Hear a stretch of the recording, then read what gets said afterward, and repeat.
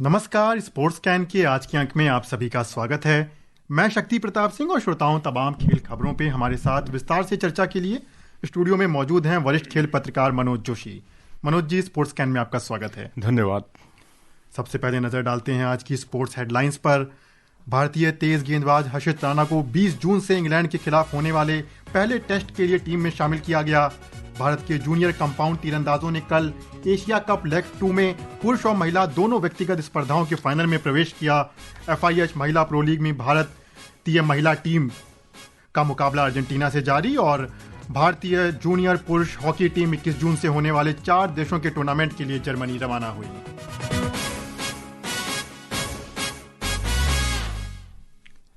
भारतीय तेज गेंदबाज हर्षित राणा को 20 जून से इंग्लैंड के खिलाफ होने वाले पहले टेस्ट के लिए भारतीय टीम में शामिल किया गया है। राणा ने इससे पहले इंडिया ए टीम का हिस्सा थे। उन्हें इंग्लैंड दौरे के लिए 18 सदस्यीय भारतीय टीम में जगह नहीं मिली थी। और मैच से पहले आज भारतीय टेस्ट टीम के उप कप्तान ऋषभ पंत ने प्रेस कॉन्फ्रेंस की, जहां उन्होंने साफ कर दिया कि विराट कोहली की जगह अब कप्तान शुभमन गिल 4 नंबर पर बल्लेबाजी करने उतरेंगे। वहीं पंत 5वें नंबर पर खेलते नजर आएंगे। देखने वाली बात यह होगी कि तीसरे स्थान पर भारत के लिए बल्लेबाजी की कमान कौन संभालता है। तो मनोज जी, यहीं से शुरू करते हैं। चौथे नंबर पे सबकी नजरें थी और खासकर नजरें थी कि शुभमन गिल कहाँ खेलेंगे। वो तो काफी हद तक सामने आ गया, लेकिन तीसरे नंबर पे देखिए, तीसरे नंबर पे जो है उन्होंने कहा है कि 3 विकल्प हैं हमारे पास। एक अभिमन्यु ईश्वरन है, करुण नायर हैं और साई सुदर्शन है। तो उन्होंने ये नहीं कहा कि इनमें से कौन खेलने जा रहा है और इनमें से किसकी जगह टीम में पक्की है, लेकिन तीनों में से कोई एक खिलाड़ी खेलेगा। और उसके अलावा यशस्वी जायसवाल और KL राहुल पारी की शुरुआत करेंगे। और नंबर 4 इसलिए भी बहुत महत्वपूर्ण है क्योंकि ये एक ऐसा नंबर है जहां सचिन तेंदुलकर लंबे समय से जो है नंबर 4 पर बल्लेबाजी करते आए। फिर उसके बाद विराट कोहली ने ये कमान संभाली। यानी जो भारत का टॉप प्लेयर होता है वो नंबर 4 पर खेलता है। जैसे आप देखते हैं ना, एथलेटिक्स में या स्विमिंग में आमतौर पर जो नंबर 4 की जो लेन मिलती है वो सबसे ज्यादा जो क्वालिफाइंग में अंक बटोरता है या टाइमिंग अच्छे होते हैं जिसके, उसको वो जगह मिलती है। तो वही कुछ अब नंबर 4 पर सारे रहस्यों से, इफ एंड बट से पूरी तरह से पर्दा हट गया है। शुभमन गिल ही पारी नंबर 4 पर आएंगे और पारी की शुरुआत यशस्वी और KL राहुल करेंगे।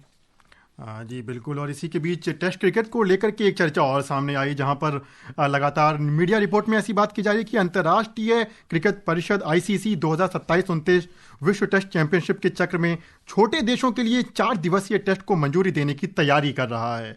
एक जानकारी में एक प्रतिष्ठित समाचार पत्र की रिपोर्ट के हवाले से सामने आया। हालांकि भारत, ऑस्ट्रेलिया और इंग्लैंड अभी भी पारंपरिक 5 दिवसीय मैच खेलते ही नजर आएंगे। इस चर्चा को लेकर लगातार अटकलें थी और किस तरह की चर्चाएं हम लोग के सामने आ रही हैं। देखिए, 2027 से 2029 के बीच में ये बिल्कुल करीब करीब तय है, क्योंकि अभी जो WTC का फाइनल हुआ और उसमें लॉर्ड्स में जय शाह साहब जो ICC के अध्यक्ष हैं, उन्होंने जो कुछ रखी अपनी बात, 4 दिन की बात रखी। और वैसे भी वो रेवेन्यू जनरेट करने के लिए जाने जाते हैं। ICC की जो मार्केटिंग कमेटी है उसमें भी वो रह चुके हैं, बतौर अध्यक्ष काम किया है उन्होंने। BCCI की मार्केटिंग कमेटी में भी वो रहे। तो एक तो आप उसके जरिए ज्यादा मैचेस आपको मिलेंगे। एक विसंगतियां वो खत्म होगी कि एक कुछ टीमें जो है 2 मैचों की सीरीज खेलती हैं, कुछ टीमें 5-5 मैचों की सीरीज खेलती हैं, वो अंतर जो है कम हो जाएगा।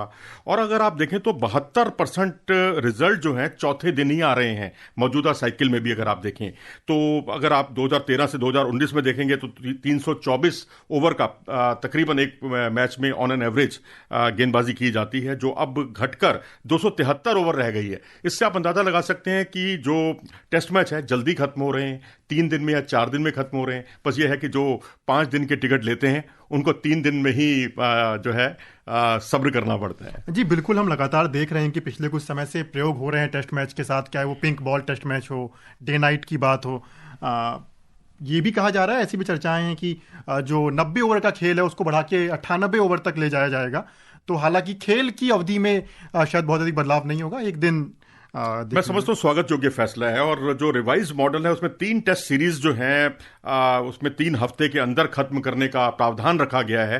तो अगर 98 ओवर होते हैं तो मैं समझता हूँ कि खेल का भी कोई नुकसान नहीं होगा। और 4 दिन में जो ऑफिशियली मैच खत्म होगा, आज 5वां दिन जो है टेस्ट मैच में अगर आप देखेंगे तो बारिश की वजह से ही 5वें दिन की नौबत आती है, नहीं तो मुश्किल से 5% से भी कम ऐसे मैच हैं जो 5वें दिन चलते हैं।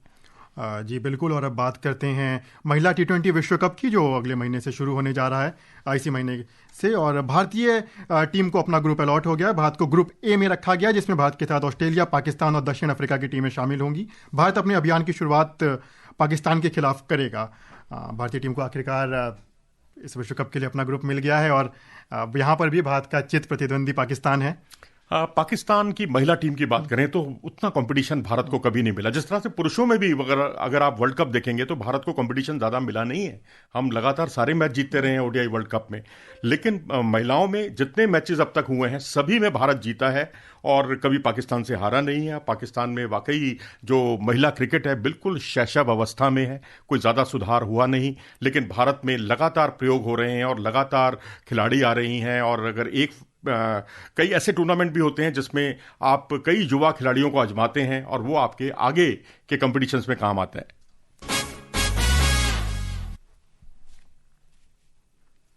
देश के जूनियर कंपाउंड तीरंदाजों ने कल सिंगापुर में एशियाई कप लेग 2 में अपने शानदार प्रदर्शन के बल पर पुरुष और महिलाओं दोनों व्यक्तिगत स्पर्धाओं के फाइनल में प्रवेश कर लिया।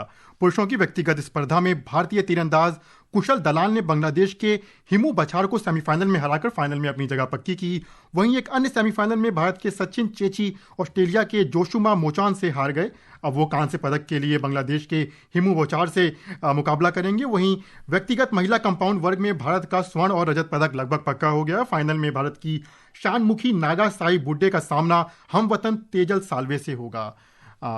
कल के मुकाबले में जो प्रदर्शन देखने को मिला कुशल दलाल का, रिकॉर्ड अंक और शानदार प्रदर्शन, क्या कहना चाहेंगे? जी, बहुत संघर्षपूर्ण मुकाबला था बांग्लादेश के उनके प्रतिद्वंदी के साथ सेमीफाइनल में। और ये जूनियर कंपाउंड आर्चरी की स्पर्धा है, क्योंकि जब से उन्होंने एशिया कप का लेग 1 जो जीता है, खिताब जीता है, उसके बाद से उनके हौसले बिल्कुल सातवें आसमान पर है। और महिलाओं में देखें, जैसे कि आपने नागा का जिक्र किया, आपने तेजल का जिक्र किया, दोनों भारतीय हैं। मतलब आप देखिए दोनों इंडियंस के बीच में फाइनल मुकाबला हो रहा है। एक टॉप सीड है, एक सेकंड सीड है, 18 साल की नागा। और अगर तीसरी खिलाड़ी अगर टीम की हम उसको शामिल कर लें, तनिष्का ठोकल को, तो इन तीनों ने मिलकर क्वालिफिकेशन का वर्ल्ड रिकॉर्ड बनाया है। और कुशल और शनमुख की मिक्स डबल्स जो जोड़ी है उसने भी वर्ल्ड रिकॉर्ड बनाया। तो कई विश्व कीर्तिमान भारतीय खिलाड़ियों के नाम रहे हैं। अब बात करते हैं हॉकी की। हॉकी में FIH महिला प्रो लीग में भारतीय महिला टीम का मुकाबला अर्जेंटीना से जारी है। ताज़ा समाचार मिलने तक कोई भी टीम गोल नहीं कर सकी है। आज का मुकाबला यदि बात की जाए, भारत कल अर्जेंटीना से 1-4 से हारा है। इसके पहले ऑस्ट्रेलिया से भी भारत को हार का सामना करना पड़ा। लगातार भारतीय महिला हॉकी में प्रयोग हो रहे हैं बीते एक साल में। किस तरह से देखते हैं टीम की जो वर्तमान लय है? देखिए, 3 मैच हम जो है लगातार हारे हैं। अब चौथा मैच हम ना हारें, इसके लिए ज़रूरी है, जैसे कि आपने सवाल बड़ा वाजिब सवाल है कि लगातार तीसरी हार को कैसे टाला जाए, क्योंकि सलीमा टेटे टीम की कप्तान है। क्वार्टर 1 में जिस तरह से दुविधा में उन्होंने थी कि क्रॉस करें या गेंद को सीधा गोल पर हिट करें, वो बिल्कुल निश्चित गोल होना चाहिए था। इसी तरह से पेनल्टी कॉर्नर पर अगर आप देखें तो रशर और गोलकीपर को बीट कर देती हैं हमारी खिलाड़ी, लेकिन उसमें पावर की कमी होती है। जो शॉट्स में जो पावर लगाए जाते हैं पेनल्टी कॉर्नर में, उसकी कमी है कहीं ना कहीं, और वो दीपिका के लिए और भारतीय टीम के लिए काफ़ी महंगी भी साबित हुई। अब कोच हरेंद्र पर बहुत कुछ निर्भर करेगा कि भारत के स्टाइल को, जो मसाला हॉकी का नाम वो दे रहे हैं, उसको निर्णायक अंजाम तक पहुंचाएं। जी बिल्कुल। कल कोच हरेंद्र सिंह काफ़ी नाराज भी नजर आए। जिस तरह का तालमेल भारत का चौथे क्वार्टर में देखने को मिला। भारत लगातार निर्णायक मुकाबले में बराबरी पर था 1-1 की, लेकिन आखिरी के दोनों क्वार्टर भारत के लिए काफ़ी खराब रहे। भारत की जूनियर पुरुष हॉकी टीम 21 से 25 जून तक होने वाले 4 देशों के टूर्नामेंट के लिए जर्मनी रवाना हो गई है। ये प्रतियोगिता आने वाले समय में होने वाले विश्व कप की तैयारियों का एक अहम हिस्सा है। सुनते हैं एक रिपोर्ट। भारतीय टीम अराइजीत सिंह हुंडल के नेतृत्व में आज सुबह बेंगलुरु से जर्मनी के लिए रवाना हो गई। टीम की उपकप्तानी आमिर अली के हाथ में होगी। भारतीय टीम 21 जून को मेजबान जर्मनी के खिलाफ अपने अभियान का आगाज करेगी। टीम इसके बाद 22 जून को ऑस्ट्रेलिया के खिलाफ मैदान में उतरेगी। भारतीय टीम राउंड रोबिन चरण में अपना अंतिम मैच स्पेन के साथ खेलेगी। ये सभी मैच जर्मनी के बर्लिन में खेले जाएंगे। टूर्नामेंट का समापन 25 जून को क्लासिफिकेशन मुकाबलों के साथ होगा, जिसमें शीर्ष 2 टीम खिताब खिताब के लिए प्रतिस्पर्धा करेंगी, जबकि बाकी 2 टीम तीसरे स्थान के लिए प्लेऑफ में खेलेंगी। जर्मनी रवाना होने से पहले कप्तान हुंडल ने 28 नवंबर से 10 दिसंबर तक चेन्नई और मदुरई में होने वाले विश्व कप से पहले इस टूर्नामेंट के महत्व पर जोर दिया। उन्होंने कहा कि FIH जूनियर विश्व कप 2025 से पहले ये टूर्नामेंट हमारे लिए बहुत महत्वपूर्ण है। कप्तान ने कहा कि हम कुछ बेहतरीन हॉकी टीमों का सामना करेंगे, जिसमें हमें अपनी ताकत परखने और अलग अलग रणनीतियां आजमाने का मौका मिलेगा। Vishal Sharma, sports scan.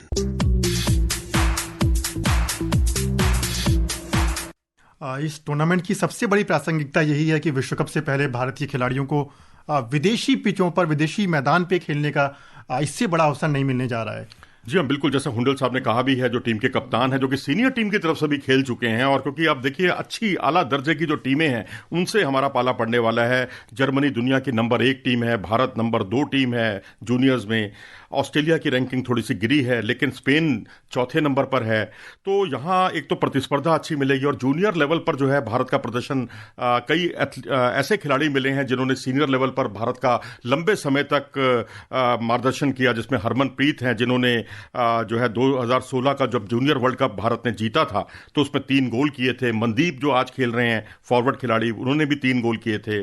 गुरजंत, वरुण कुमार, सिमरनजीत, ये सब के सब वर्ल्ड कप विनिंग टीम के सदस्य थे, जूनियर टीम के। तो अब ये जूनियर टीम से जो इस तरह से खिलाड़ी निकल रहे हैं, तो उम्मीद करनी चाहिए कि 2016 में भारत का जो प्रदर्शन था, भारत टॉप रहा था, चैंपियन बना था, 2001 में चैंपियन बना था, उसी कामयाबी को ये लोग दोहराएंगे। लेकिन उससे पहले ये सीरीज बहुत अहम होने वाली है, और यहां खिलाड़ियों की आजमाइश का ये बहुत ही सुनहरा मौका होगा। जी बिल्कुल, एक नर्सरी के रूप में देखा जाता है इस टूर्नामेंट को, और स्वाभाविक है कि बीते कुछ समय से इस तरह के टूर्नामेंट से जो भारतीय खिलाड़ी निकल के आ रहे हैं और वो वैश्विक पटल पे जो प्रदर्शन कर रहे हैं। और अब बात करते हैं शतरंज की। मुंबई इंटरनेशनल ग्रैंड मास्टर शतरंज टूर्नामेंट की शानदार शुरुआत करते हुए 13 वर्षीय स्थानीय खिलाड़ी हृदय मानियान ने पहले दौर में स्लोवो ग्रैंड मास्टर मानिक मिकुलस को बराबरी पर रोक दिया। लगभग 500 अंक की रेटिंग के अंदर के बावजूद हृदय ने शांत और सटीक तरीके से खेल दिखाया और अपने प्रारंभिक करियर का सबसे बड़ा परिणाम हासिल किया। वहीं आज जॉर्जिया के शीर्ष वरीयता प्राप्त ग्रैंड मास्टर लेवलान पेंटसोलिया ने टूर्नामेंट के दूसरे दौर में भावना कोला को हरा दिया। पेंटसोलिया ने सिर्फ 33 चाल में कोला को शिकस्त देकर अपना दबदबा बनाया।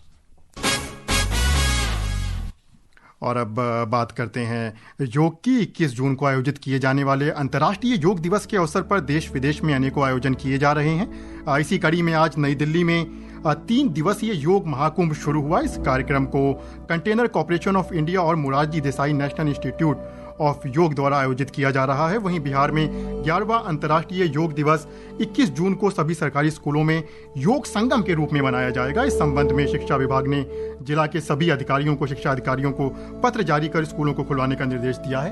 वहाँ पे गर्मियों की छुट्टियां चल रही हैं इस समय। और वहीं देश के इतर नेपाल के काठमांडू में भी भारतीय दूतावास, पोखरा मेट्रो सिटी और पोखरा पर्यटन परिषद के सहयोग से 21 जून को पोखरा में योग दिवस मनाएगा। बहुत कम समय में समझना चाहेंगे कि योग को लेकर के लगातार सरकार जो है बड़े स्तर पे कार्यक्रम कर रही है, और अब इसकी झलक वैश्विक स्तर पे दुनिया के हर देश में देखने को मिलती है। और भारत में एक पूरा बुनियादी ढांचा तैयार हुआ है योग को लेकर के। और किस तरह के ये आयोजन हमारे खिलाड़ियों के लिए एक सकारात्मक पहल है। देखिए, बिल्कुल कहते हैं ना, जान है जहान है। बिल्कुल इस बात को सरकार ने भी माना है और खिलाड़ी भी इसको, योग को अपना रहे हैं। और अलग अलग पोजीशंस, अब जैसे हॉकी की बात करें, अभी थोड़ी देर पहले आप हॉकी का जिक्र कर रहे थे, फुटबॉल का जिक्र करें आप, तो गोलकीपर के लिए कुछ एक ऐसी योगिक क्रियाएं हैं जो उनके लिए बहुत उपयोगी रहती हैं। दाएं और बाएं जिस तरह से वो डाइव लगाते हैं, जो जिस तरह से ड्रिबल किया जाता है, वो एक अलग तरह की कलाकारी है। मैं समझता हूं कि योग खेल के हर विभाग में बहुत उपयोगी है। और जब से योग के कॉम्पिटिशंस होने लगे हैं, इससे जुड़ी हुई नौकरियां मिलने लगी हैं, रोजगार मिलने लगा है, तो मैं समझता हूं कि इससे बढ़िया बात नहीं हो सकती कोई। जी बिल्कुल, आपने बहुत सही कहा। और खिलाड़ियों के लिए अपने मानसिक विकास के लिए और खेल में लगातार अपने धैर्य और संतुलन को बनाए रखने के लिए भी योग एक निर्णायक भूमिका निभाता है। और देखा जा रहा है कि विद्यालय स्तर पे, स्कूलों के स्तर पे लगातार इसको खेलों के स्तर पे शामिल किया जा रहा है। और श्रोताओं, अब समय हो गया है आप सभी से विदा लेने का। मनोज जी, आपका बहुत बहुत धन्यवाद। धन्यवाद। और श्रोताओं, इसी के साथ मुझे और स्पोर्ट्स कैन की पूरी टीम को अनुमति दीजिए। नमस्कार।